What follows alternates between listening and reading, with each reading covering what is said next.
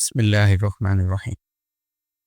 உணர்ந்து தற்பரமாய் உரைக்க கோசரமாய் உயிர்க்குயிரான சாகரமாய் இணங்கு சிற்பரமாய் அணுக்கடாபரமாய் ஏகமாகிய பராபரமாய் வணங்க இகபரமாய் கிளைத்த நூறு முஹம்மது நலவிலக்கொழி கொழிக்கும் குணங்குடி வாழும் முஹையத்தீனாமென் குருபதம் சிரத்தின் மேற்கொள்வார். வணங்குவார்க்கு இணங்கு பெரிய பேரின்ப வாரியில் படிந்து வாய்மடுத்தே உணர்ந்துணும் பொருட்டாய் வலிய வந்து எனையாண்டு வந்து உளங்கனிதர மகிழ்ந்தே அணைந்து அணைந்து எடுக்கும் கருணை கொப்புளிக்கும் அலகிலா அருள் அடைகிடக்கும் குணங்குடி வாழும் முஹையத்தீனாமின் குருபதம் சிரத்தின் மேற்கொள்வார். நண்பர்கள், ஆலிம்கள் அனைவர்களுக்கும் என்னுடைய அன்பான சலாத்தை தெரியப்படுத்திக் கொள்கிறேன். அஸ்ஸலாமு அலைக்கும் வரஹ்மத்துல்லாஹி வபரகாத்துஹு.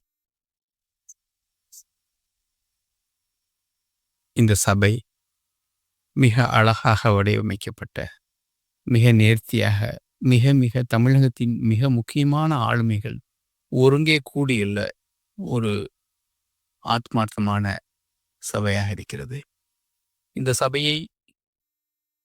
இந்த சபையில் நேரடியாக கலந்து கொள்ள முடியாத ஒரு நெருக்கடியில் என்னுடைய உரை இருக்க வேண்டும் என்று மதிப்புக்குரிய முஸ்தபா காசிமி மௌலானா, இந்த விழாவின் நாயகன், பங்காளி பிள்ளை கேட்டுக்கொண்டதன் பேரில் என்னுடைய உரையை மட்டும் இத்துடன் அனுப்பி வைத்திருக்கிறேன். அல்ஹம்துலில்லாஹ்.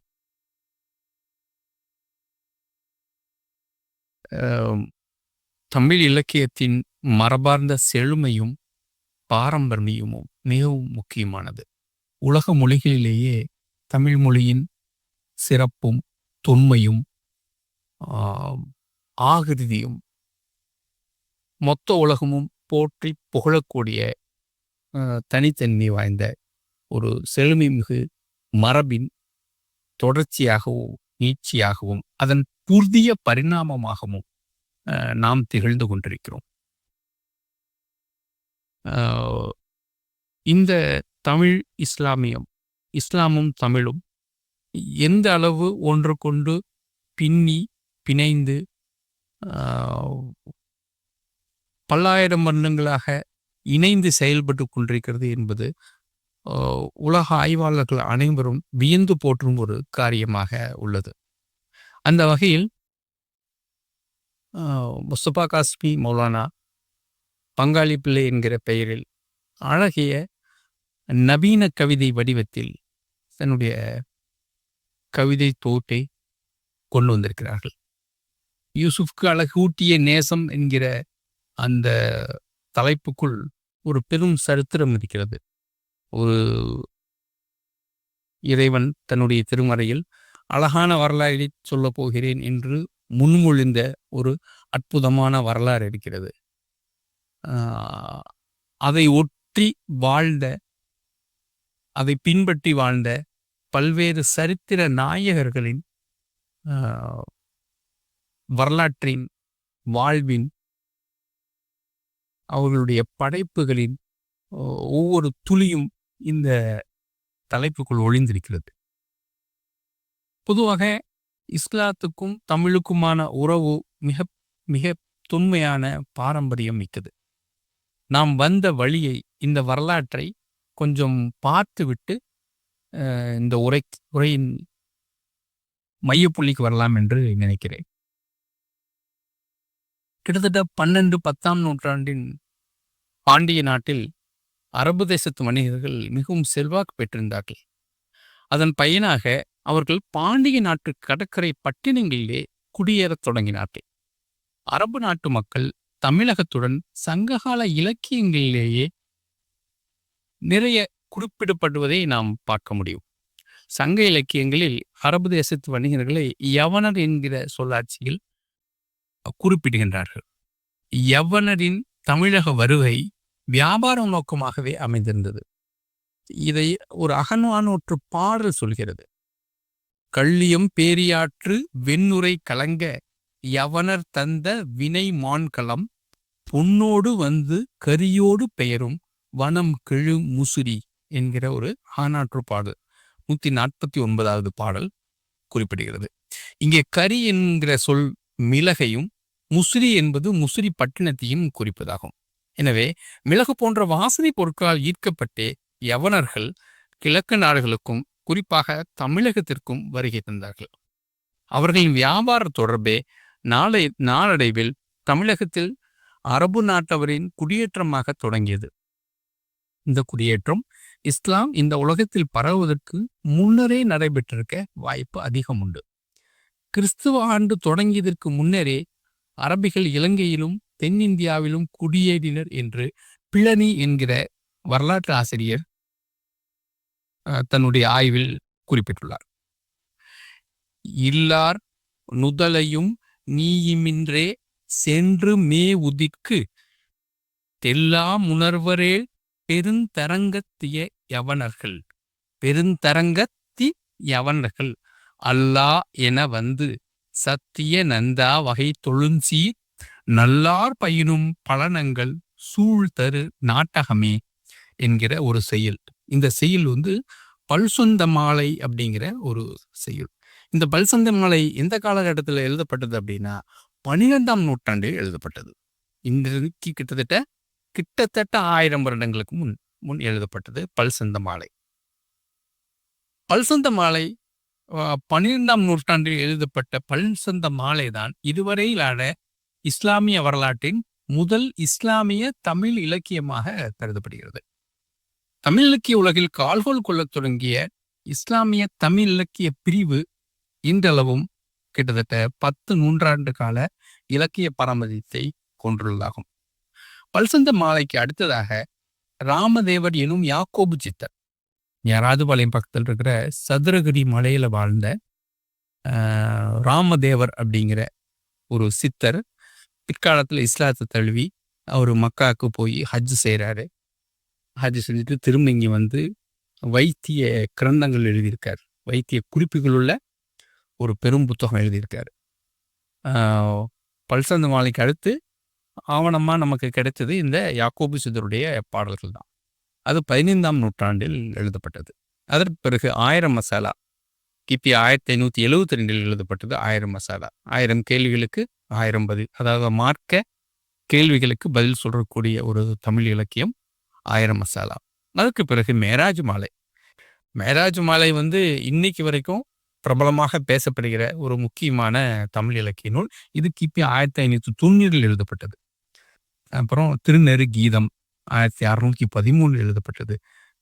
கனகாபிஷேக மாலை 1648 எழுதப்பட்டது. சக்கன் படைப்போர் கிபி 1686 எழுதப்பட்டது. முதுமொழி மாலை இது 17ஆம் நூற்றாண்டில் இறுதியில் எழுதப்பட்டது. அதற்கு பிறகு மிக முக்கியமான ஒரு நபிகள் நாயகத்துடைய வரலாற்றை செய்யுள் வடிவில் எழுதப்பட்ட நம்முடைய உமறுப்புலவருடைய சீரா புராணம் கிபி 1703 இது எழுதப்பட்டது. இதுக்கு பிறகு திருமக்கா பள்ளு, இது போன்ற 9 to 10 இலக்கியங்கள் தொடக்க கால இஸ்லாமிய இலக்கியங்களாக ஆவணப்படுத்தப்பட்டுள்ளன. தொடக்க நிலையில் இஸ்லாமும் தமிழும் இணைந்த நிலையிலேயே படைப்போருடைய இலக்கியம் தோன்றியிருப்பது மிகவும் குறிப்பிடத்தக்கது. குறிப்பாக படைப்போர் இலக்கியம் அப்படி என்கிற ஒரு வகைமை இருக்கிறது. படைப்போர், ஒரு மன்னர் நேரு வழியில் இந்த மக்களை வழி நடத்த, நீதியை நிலைநாட்ட படையெடுத்து செல்வது. அப்போ அந்த படை தொடர்பான விஷயங்களை இலக்கிய வடிவில், செய்யுள் வடிவில் எழுதுவது ஒரு வளமை இருக்கிறது, படைப்போர். அப்போ தொடக்க காலத்துல மிக சிறிய அளவிலான இலக்கியங்களின் வருகை இருந்தாலுமே 18, 19, 20ஆம் நூற்றாண்டில் இன்றுள்ள இஸ்லாமிய தமிழ் இலக்கியங்கள் அனைத்தும் மிக அதிகமாக எழுதப்பட்டன. இந்த நூற்றாண்டுகளை இஸ்லாமிய தமிழ் இலக்கிய ஆக்கத்தின் பொற்காலமாக குறிப்பிடலாம். இஸ்லாம் தமிழுக்கு ஆற்றியுள்ள பெரிய பணிகளில் மிக மிக முக்கியமானது, எந்த ஒரு தனிப்பட்ட சமயமும் இந்த வேலையை செய்யலை, இஸ்லாம் செஞ்சிருக்கு. பல்வேறு காப்பியங்களை இஸ்லாமிய தமிழ் உலகம் தமிழ் புலவர்கள் இந்த சமுதாயத்திற்கு அளித்திருக்கிறார்கள்.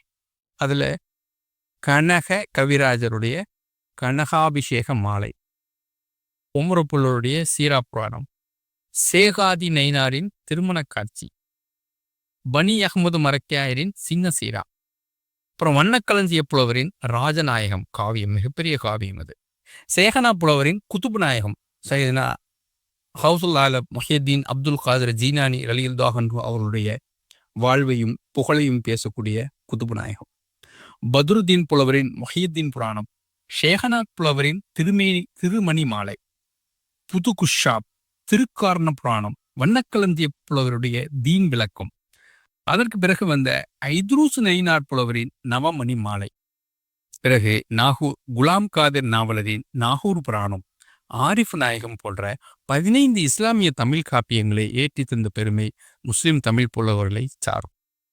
இது மட்டுமல்ல, இதற்கு பிறகு ஒரு பெரிய பாரம்பரியம், பெரிய தொடர்ச்சி காயல்பண்ணத்தில் அடங்கியுள்ள உமருல் காஹரி, உமர் வலியுல்லாஹிலிருந்து ஆரம்பிச்சு கீழக்கரை சதக்துல்லா அப்பா அவங்கள்ட்ட இந்த மரபு ஞான மரபு உச்சத்தை அடைந்தது. முறப்பால் ஆரம்பிச்ச ஞான மரபு கீழக்கரை சதகத்துல்லா அப்பாட்ட மிக உச்சத்தை அடைந்தது. உமர் வலியுல்லாஹ் ஒளி எழுதிய ஒரு புத்தகம் விஞ்ஞான புலம்பல்ங்கிற ஒரு கிதாபு. உமர் வலியுல்லா அவருடைய கல்வை கழுவினாலே கரை சேரலாம், கையை கழுவினால் கரை போமோ என தொடங்கும் பாடல்கள் உள்ளிட்ட விஞ்ஞான புலம்பல் பாடல்கள் தமிழிலும், இலாஹி கம் து பக்கீனி, தரிக்கல் வசல், அல்லஃபல் அலீஃப் போன்ற அரபு கவிதைகளும், இதுல அரபு தமிழில் எழுதப்பட்ட கவிதைகளும் இருக்கு, அரபு கவிதைகளும் இருக்கு. இவை எல்லாமே தமிழ் இஸ்லாமிய ஞான மரபின் ஊற்றுக்கண்ணாக விளங்குகின்றன. முகலாய மன்னர் அவுரங்கசீப் அவர்களுடைய நெருங்கிய நண்பராக திகழ்ந்து அவுரங்கசீப்பின் ஃபதாவா ஆலம்கீர் எனும் மார்க்க விளக்கு திறந்தத்தை தொகுக்கும் குழுவுக்கு தலைமை தாங்கிய சதக்துல்லா அப்பா அவர்களுடைய வித்ரியா எனும் நபிமகளாரின் புகழ் பாடும் காவியமானது 29 கன்னிகளை கொண்ட 2105 பாடல்களை உள்ளடக்கியதாகும். ஒவ்வொரு பாடலும் 29 கன்னிகளை கொண்டது. அது அப்படிப்பட்ட பாடல்கள் எவ்வளோ இருக்கு? 2105 பாடல்கள் இருக்கு. இது இன்னைக்கு வரைக்கும் மிக முக்கியமான ஒரு இலக்கிய பங்களிப்பா இருக்கு வித்ரியா. மேலும் சதகத்துல்லா அப்பா அவர்கள்தான் உமர் புலவர் எழுதிய சீரா புராணத்திற்கு முன்னுரை வழங்கியவர்கள் ஆவார்கள். இதனை போலவே உமர் வலியுல்லாஹுடைய சீடராகவும் பிரதிநிதியாகவும் திகழ்ந்த கீழக்கரை தைக்கா சாஹிப் வலியுல்லா அவர்கள் 28 கன்னிகளை கொண்ட ஷிஃபியாங்கிற ஒரு காவியத்தை ஏற்றினாங்க. ஆனா அதுல அச்சாக்கம் பண்ணல. ஏன் அச்சாக்கம் பண்ணலைன்னா, அவங்க ரொம்ப கண்ணியமா மதிக்கக்கூடிய ஆசிரியர் சதகத்துல்லா அப்பா உடைய வித்ரியாவுக்கு போட்டியா எழுதப்பட்டதாக மக்கள் நினைச்சுக்க வேணாம் அப்படிங்கிறதுனால அதை அவங்க பதிப்பிக்காமையே வச்சுட்டாங்க. அது மட்டும் இல்லாம அவங்க அரபிலையும் அரபு தமிழ்லையும் பல நூல்களை எழுதியிருக்காங்க. அதுல 4000 மசாலாக்களை, பிக்கு சட்டதிட்டங்களை ஒருங்கிணைத்த மசாயிலுத்தீன்கிற ஒரு கிதாபு ரொம்ப முக்கியமானது. அப்புறம் குசாலத்து திராயாங்கிற ஒரு அரபு நூல் மிக முக்கியமானது. அப்புறம் மாஹிஃபத் தேசல் அப்படிங்கிற 40 மாலைகளை கொண்ட அடைக்கல மாலை ரொம்ப முக்கியமான ஒரு தமிழ் நூலாகும். காலமடங்களிலும் நீயே அதில் உன்னை கண்டதுண்டோ, கோலமடங்களிலும் நீயே உனக்கு ஒரு கோலம் உண்டோ, ஆழமனைத்தும் அடையாளம் உனை அறிதற்கென்றால் ஆல நபிக்குன் அருள் புரிவாய் உன் அடைக்கலமே என்கிற பாடல்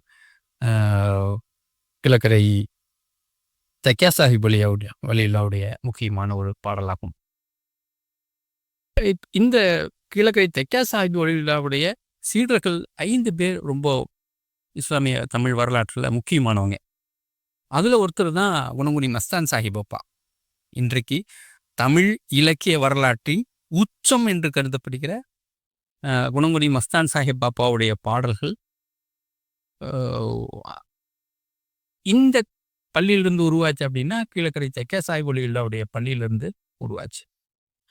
இதன் கூட மிச்சம் 4 பேர் யாருக்கு முக்கியமானவங்க அப்படின்னா, புலவர் நாயகம்னு போற்றப்படும் சேகனா புலவர், அப்புறம் அரூஷியாங்கிற ஞானமிடத்தை உருவாக்கிய மாப்பிள்ளை ஆலிம் வலியுல்லாஹும், சுன்சுபியான எழுதிய அரபு தமிழை கிரந்தமான சுன்சுபியானை எழுதிய அம்மாபட்டினம் யூசுப் லப்பை ஆலிம் மற்றும் அப்துல் காதிர் லப்பை ஆலிம் ஆகிய 5 பேர் மிகவும் முக்கியமானவர்கள்.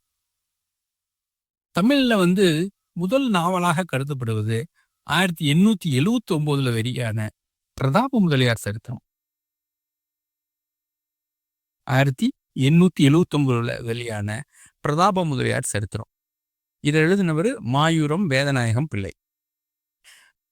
இந்த நாவல் எழுதப்பட்ட காலத்துக்கு கிட்டத்தட்ட 21 வருடங்களுக்கு முன்னதாகவே மதீனத்து நுஹாஸ்ங்கிற தலைப்புல அல்லமா கிழக்கரை மாப்பிள்ளை லப்பை ஆலிம் ரஹிமகுல்லாஹ் அவர்கள் எழுதியிருக்காங்க. மதீனத்து நுஹாஸ்ங்கிற தலைப்புல தாமிரப்பட்டினம்னு தமிழ்லையும் வெளியாயிருக்கு. அதாவது தமிழ் பேசும் மக்களால் எழுதப்பட்ட முதல் நாவல் இதுதான். இன்றளவும் கூட தமிழ் முதல் நாவல்ங்கிற கேட்டகரியில முதல்ல வருவது மாப்பிள்ளை லப்பை ஆலிமுடைய தாமிரப்பட்டினமாகத்தான் இருக்கும். இந்த மாப்பிள்ளை லப்பை ஆலிமுடைய பங்களிப்பு தமிழ் இஸ்லாமிய வரலாற்றில் மிக மிக முக்கியமானது. இஸ்லாமிய அவங்க எழுதின மகானிங்கிற கிதாபு இஸ்லாமிய வாழ்வியல் கோட்பாட்டு நூல் இன்றளவும் மார்க்க அறிஞர்களுக்கு ஒளிவிளக்காக திகழ்கிறது. இலங்கையோட முதலாவது அரபு கல்லூரியை வெலிகமங்கிற ஊர்ல அமைச்ச இவங்க தான் இலங்கை தேசத்துல 350 பள்ளிவாசல்களை அமைச்சிருக்காங்க. 1-2 பள்ளிவாசல்ல இலங்கை முழுக்க 350 பள்ளிவாசல்களை உருவாக்கியிருக்காங்க. மாப்பிள்ளை லப்பை ஆலிமுடைய வரலாற்று பங்களிப்பு அப்படிங்கிறது மிக மிக முக்கியமானது. அவங்களுடைய பங்களிப்பை பத்தி மட்டும் பேசணும்னாவே நம்ம ஒரு கருத்தரங்கு நிகழ்த்தி ஒரு நாள் முழுக்க பேசலாம். அந்த அளவுக்கு அவங்களுடைய பங்களிப்பு இருக்கு இஸ்லாமிய வரலாற்றில். இந்த நீண்ட மகத்தான பாரம்பரியத்துல தான் தோப்பில் முகமது மீரானும் நாகூர் ரூமியும் கேர்னூர் ஜாகிர் ராஜாவும் ஆபிதீனும் மதுரை வாழ் உருது முஸ்லீம்களுடைய வாழ்க்கையை மிக அழகிய முறையில பதிவு செய்த அர்ஷியாவும் கோவை மக்களுடைய வாழ்க்கையை பதிவு செய்த ஃபிர்தௌஸ் ராஜகுமாரனும் மானசீகனும் இன்ன பிற இஸ்லாமிய இலக்கிய எழுத்தாளர்களும் வர்றாங்க. இந்த நீண்ட மரபின் நீட்சியில் நம்முடைய முஸ்தபா காசிமி ஆலிம் பங்காளி பிள்ளை நவீன கவிதை வடிவத்தை தன்னுடைய கம்யூனிகேஷனுக்காக தன்னுடைய இந்த சமூகத்துக்கு தான் சொல்ல வந்த செய்தியை சொல்வதற்கான ஒரு டூலாக ஒரு கருவியாக நவீன கவிதை மொழியை தேர்ந்தெடுப்பது மிக மிக மகிழ்ச்சிக்குரிய ஒரு விஷயமாகும். பொதுவாக இஸ்லாமிய ஆலிம்கள் வந்து திராவிட இயக்க பேச்சாளர்களிடமிருந்து தான் தன்னுடைய பேச பழகிட்டாங்க. அதில் உச்ச நிலையில் இருந்தது அறிஞர் அண்ணா, கலைஞர், இந்த மரபுல இருந்து தான் பேச கற்றுக்கிட்டாங்க. அது எந்த விதமான பாணி அப்படின்னா ஒரு விதமான பட்டிமன்ற பாணி, தர்க்க ரீதியாக ஒரு ஆளை வீழ்த்துறதுக்கான கருவிகளை வச்சிருக்கிற ஒரு பாணி. அந்த பாணியில் தான் பெரும்பாலும் பேச பழகியிருக்காங்க. அதுக்கு பிறகு கவியரங்க பாணின்னு ஒரு பாணி வந்தது. அதெல்லாம் வந்து கவிக்கோ அப்துல் ரஹ்மானுடைய காலத்து வரைக்கும் மிக பிரபலமாக இருந்தது. ஆனால் கடந்த 30 வருடங்களாக கவிக்கோ அப்துல் ரஹ்மானுக்கு பிறகு வந்த இந்த நவீன கவிதையின் வடிவத்தையும் செழுமையையும் செறிவையும் இந்த சமூகம் வந்து பொருட்படுத்தவே இல்லை அப்படிங்கிறது தான் ஒரு மிகப்பெரிய குறையாக இருக்கிறது. நவீன கவியரங்கபாணி கவிதையாளர்கள் எல்லாம் தாண்டி நவீன கவிதை மிக மிக செழுமையாகி புத்துரு பெற்று மெருகேறி வந்திருக்கிற இந்த காலகட்டத்தில் இன்னும் நவீன கவிதையின் பிதாமகனாக போற்றப்படும் அபீபுல்லாஹ் என்கிற மதுரை வாழ்கிற கவிஞர் அபியை தெரியாத சமூகமாகத்தான் இந்த சமூகம் இன்றளவும் இருந்து கொண்டிருக்கிறது. இன்று வரை தமிழ் நவீன கவிதையின் உச்சமாக கவிஞர் அபி இருக்கிறார். அவருடைய என்ற ஒன்றுங்கிற தொகுப்பு சமீபத்தில் அவருக்கு வந்து விஷ்ணுபுரம் விருது வழங்கப்பட்டு அவருடைய எல்லா தொகுப்புகளும் ஒரே புத்தகமாக வெளியிடப்பட்டிருக்கு. நம்ம வந்து இந்த சமூகம் வந்து அவங்களெல்லாம் பெருசாக அடையாளப்படுத்தலை அப்படிங்கிறது மிகப்பெரிய துயரம். இது போன்ற நவீன கவிதை வடிவம் அப்படிங்கிறது மிக செழுமையாக்கப்பட்டு புத்துரு பெற்று புழங்கப்பட்டு கொண்டிருக்கிறது. இந்த கவிதை வடிவத்தில் மௌலானா முஸ்தபா காசிமி எழுத வந்திருப்பது மிகவும் ஆரோக்கியமான ஒரு விஷயமாகும். அதுவும் சதா சர்வகாலமும் மதரசா, பள்ளிவாசல், சக ஆலிம்கள் அப்படின்னு புழங்கிட்டு இருக்கிற ஒரு மனுஷனுக்குள்ள இப்படிப்பட்ட ஒரு நவீன கவிஞர் ஒளிந்திருக்கிறார் அப்படிங்கிறது மிக மிக புரட்சிகரமான ஒரு செயல். இந்த உகப்படுத்தக்கூடிய இந்த செயல் இது. இந்த நீண்ட பாரம்பரியத்திலிருந்து வந்த முதல் ஆலிம் என்று நம்ம முஸ்தபா காஸ்மி பங்காளி பிள்ளையை சொல்ல முடியும்னு நினைக்கிறேன். பொதுவாக இந்த கவிதைகளை பற்றி சொல்லணும் அப்படின்னா இந்த கவிதை, இந்த தமிழ், இந்த நவீன கவிதை, இந்த மரபின் தொடர்ச்சியை தான் நான் இப்போ பேசியிருக்கேன். இந்த கவிதைக்குள்ள குறித்து நான் பேசலை.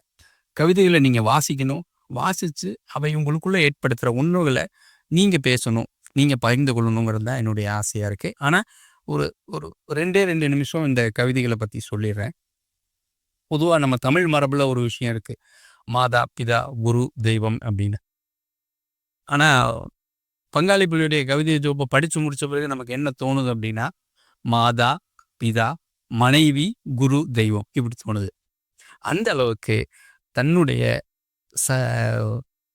வாழ்க்கை பயணியாக இருக்கிற மனைவி, தன்னில் பாதியாக இருக்கிற மனைவியுடைய உணர்வுகளுக்கும் அந்த அவர்களுடனான உறவுகளுக்கு இடையே இருக்கக்கூடிய ஆத்மாத்மான பிணைப்புக்கும் கவிதை வடிவில், நவீன கவிதை வடிவில் மிக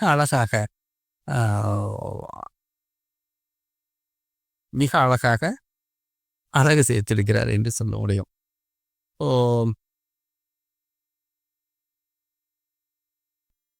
ஒரு லௌகீக வாழ்வில் சதா ஏங்கிக் கொண்டிருக்கும் ஒரு இஸ்லாமிய இறை சிந்தனை அதிகமாக இருக்கும், இறை சிந்தனையில் திளைத்து கொண்டிருக்கிறோம், சக வாழ்க்கையில் வர்ற சக பயணிகளோடு பயணித்து கொண்டிருக்கும், குடும்ப வாழ்வில் ஈடுபட்டு கொண்டிருக்கும், தன்னுடைய சேவைகளை தொடர்ந்து செய்து கொண்டிருக்கும் ஒரு ஆளுமை மிகுந்த மனிதன் அவருடைய மன உணர்வுகள் எப்படி இருக்கும் என்பதற்கான அடையாளமாக இந்த கவிதைகள் திகழ்கின்றன. நான் இதில் நானே முன்னுரை எழுதியிருக்கிறதுனால நான் நானே பேசணுமா அப்படின்னு மௌலானாட்ட கேட்டேன். ஆமாம், நீங்கள் பேசணும், இந்த பாரம்பரியத்தை சொல்லணும் அப்படின்னு மௌலானா கேட்டிருந்தாங்க. நான் வர முயற்சி செய்தேன். சந்தர்ப்ப சூழலால் என்னால் நேரில் கலந்துக்க முடியல. பொதுவாக சூஃபிசம் தொடர்பான விஷயங்கள் சமீப காலத்தில் மிக பிரபலமாக பேசப்பட்டு வருகின்றன. மக்கள் சூஃபிசம் தொடர்பான நிறைய விஷயங்களை கற்றுக்கணுங்கிற ஆர்வத்தில் நிறைய புத்தகங்களை தேடி போகிறாங்க. மௌலானா ரூமி ரஹிமுல்லாவுடைய குருவான ஷம்சு தப்ரேஸ் தன்னுடைய கவிதையில் சொல்லுவாங்க, நான் சூஃபி இக்கணத்தின் குழந்தை, நான் சூஃபி இக்கணத்தின் குழந்தை, ஒரே கூரையின் கீழ் 2வது இரவு உறங்குபவன் அல்லன், ஒரே கூரையின் கீழ் 2வது இரவு உறங்குபவன் அல்லன், ஒரே உணவு தட்டில் 2 வேளை உண்பவன் அல்லன் அப்படின்னு சொல்லுவாங்க. இந்த பற்றற்ற தன்மையோடு தான் இந்த சூஃபித்துவத்துடைய தொடக்கம் நிகழ்வதாக எனக்கு தோணுது. இந்த நொடியில முழு விழிப்புணர்வோட வாழ்வது, இந்த நொடி செய்யும் காரியங்களை முழுமையாக செய்வது, இதுதான் ஒட்டுமொத்த வாழ்வின் ஒரு நோக்கமாகவும் உயிர்ப்பான வாழ்வின் அடையாளமாகவும் இருக்க முடியும். இந்த நொடியில் முழு விழிப்புணர்வுடன் வாழ வழிகாட்டும் ஞானப்பாதையான சூஃபியத்துவின் மெய்யியல் பாதையில் பயணிக்கும் சாதகனின் அக உணர்வுகளும் தாய், தந்தை, மனைவி, மக்கள், நண்பர்கள் என்று இகவாழ்வின் சக பயணிகள் மீதான உணர்வு பரிவர்த்தனைகளும் பங்காளி பிள்ளையிலும் முஸ்தபா காஸ்மியின் யூசுஃபுக்கு அழகூட்டிய நேசம் என்கிற தொகுப்பின் கவிதைகளாகி நிற்கின்றன. ஒரு மதினா ஷெரீஃப், ரசூல் ஸல்லல்லாஹு அலைஹி வஸல்லமுடைய மதினா ஷெரீஃபில் போய் அமர்ந்துட்டு இருக்கும்போது தனக்கு தோன்றிய எண்ணங்களை கவிதையாக்கியிருக்கார். பொதுவாக ஒரு வரிக்குள்ள ஒரு வரலாற்றை ஒளித்து வைப்பது, ஒரு வரிக்குள்ள ஒரு மாபெரும் வரலாற்றை, பெரிய கதையை, பெரிய சரித்திரத்தை, ஒரு போரை, ஒரு ஒரு உன்னதமான சரித்திர நிகழ்வுகளை ஒளித்து வைத்திருப்பது அப்படிங்கிறது நவீன கவிதைக்கு சாத்தியம். மௌலானா ரூமியுடைய ஒரு கவிதை இருக்கு,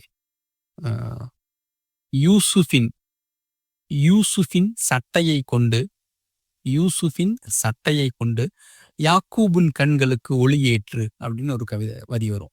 பெரிய கவிதை. அதில் ஒரு 2 வரி இந்த மாதிரி இருக்கும். ஆனா இந்த 2 வரிய படிக்கிறவங்களுக்கு தெரியும் இதுக்கு பின்னாடி எவ்வளவு பெரிய வரலாறு ஒளிஞ்சிட்டு இருக்கு அப்படின்ட்டு. அதே போலதான் பங்காளிப்பினுடைய ஒரு கவிதை வந்திருக்கு. சாம்ராஜ்யங்களை சாய்த்தவரின் சபையில் சிட்டுக்குருவிகளின் ஆதிக்கம். சாம்ராஜ்யங்களை சாய்த்தவரின் சபையில் சிட்டுக்குருவிகளின் ஆதிக்கம். யானை படைகளை வென்ற வழக்கத்தில் பொடிச்சொற்களின் குதூகலம். யானை படைகளை வென்ற வழக்கத்தில் பொடிச்சொற்களின் குதூகலம். சாம்ராஜ்யங்களை சாய்த்தவருடைய சபை அப்படின்னா இதுக்கு பிறகு இருக்கிற எல்லா நபிகள் நாயகத்துடைய வரலாறும் நமக்கு நினைவுக்கு வரும். யானை படைகளை வென்ற குதூகலம் அப்படின்னா நமக்கு வந்து அபாபில் நினைவுக்கு வரும். யானை போர் நினைவுக்கு வரும். யானையை தலைமையாக கொண்டு வந்து அவங்க போர் நிகழ்த்தியது, காபத்துல்லாவை நோக்கி போர் நிகழ்த்தியது நினைவுக்கு வரும். அபாபில் பறவைகள் நினைவுக்கு வரும். அந்த காலத்தில் அப்துல் முத்தலீஃப் வந்து எப்படி அதை அவங்களை எதிர்கொண்டாருன்றது ஞாபகத்துக்கு வரும். ரசூல் ஸல்லல்லாஹு அலைஹி வஸல்லம் வரலாறு ஞாபகத்துக்கு வரும். இது போன்ற ஒவ்வொரு வரிக்குள்ளும் பெரிய வரலாற்றை, சரித்திரத்தை ஒழித்து வைத்திருக்கும் ஒரு அற்புதமான படைப்பாக இந்த பங்காளி பிள்ளையுடைய யூசுஃப்க்கு அழகியூட்டிய நேசம் என்கிற தொகுப்பு இருக்கிறது. மிக முக்கியமான ஒரு முன்னெடுப்பாக நான் இதனை பார்க்கிறேன். இன்னும் தொடர்ந்து மௌலானா அவர்கள் நிறைய நவீன கவிதைகளை எழுத வேண்டும். இன்னும் நவீன கவிதை வாசிப்பையும் நவீன கவிதையின் வாசிக்கக்கூடிய வழிகளையும் ஆலிம்களுக்கும் மதரசாவில் பயிலும் மாணவர்களுக்கும் கற்றுக் கொடுக்க வேண்டும் என்று ஆவல் இருக்கிறேன். அது போன்ற ஒரு பெரிய கருத்தரங்கை, நவீன இலக்கியம் தொடர்பான கருத்தரங்கை ஏற்பாடு செய்தால் நாம் அனைவரும் பங்கு கொண்டு அதை இன்னும் சிறப்பிக்க, நவீன வாசிப்பை இன்னும் அடுத்த தளத்திற்கு எடுத்து செல்ல இது நல்வாய்ப்பாக அமையும். எனக்கு இந்த வாய்ப்பை அளித்த நண்பர்கள் அனைவர்களுக்கும், குறிப்பாக மௌலானா முஸ்தபா காஸ்மி ஆகிய பங்காளி பிள்ளைக்கும் நன்றி சொல்ல கடமைப்பட்டிருக்கிறேன். மேலும் சமகாலத்தில் வாழும் முக்கிய ஆளுமையாகிய மௌலானா பீர் முகமது பாக்கி அவருடைய இருப்பும் அவருடைய உரையும் நிச்சயம் இந்த சபைக்கு மிக மிக அழகூட்டிய ஒரு நிகழ்வாக இருக்கும். ஏனென்றால் சிந்தனை சரம் இதழை 90களில் சந்தா கட்டி தொடர்ந்து வாசித்து வந்தவர்களில் நானும் ஒருவன். அதில் தான் சொல்லுவார் ஒரு இடத்துல, மன்மோகன் சிங்கின மண்ணுன்னு சொல்லி சொன்னவர் நம்ம பேர் முகமது பாக்கி ஆலிம் சார் தான். அப்போ மன்மோகன் செய்த சிறு சிறு பிழைகளுக்கு கூட கடுமையாக சாடி அதில் வந்து தலையங்க எழுதியிருப்பார், மன்மோகன் சிங் அப்படின்ட்டு. ஆனால் இப்போ நடக்கிறதெல்லாம் பார்த்தா பேர் முகமது பாக்கி என்ன தலையங்க எழுதுவார் அப்படின்னு சொல்லி நாங்கள் நண்பர்களுக்குள்ளே பேசிகிட்டு இருப்போம்.